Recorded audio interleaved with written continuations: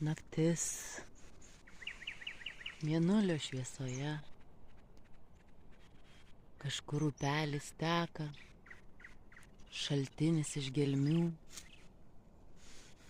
paukšteliai čiulba, miestas miega, bet kaip ramu, kūnas atsipalaiduoja, širdis nurimsta.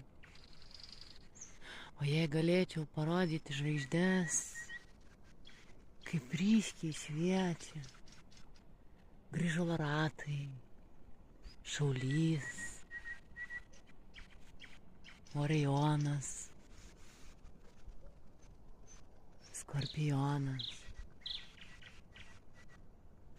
Vau.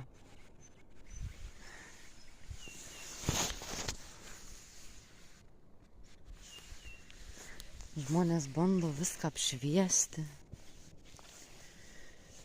bet iš tikrųjų labai gražu ir tamsoje. Ramybė, tyla, kalba tik gamta,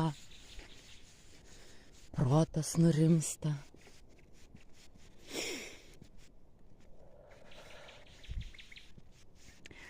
Šviesos kartais tik viską gadina,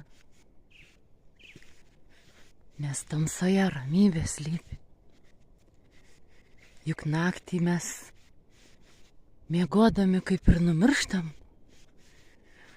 o ryte gimstam iš naujo. Juk naktį tiek daug kūne procesų vyksta, o kas vyksta galvoje, smegenys perdėlioja viską į stalčiukus, išmeta kas nereikalinga.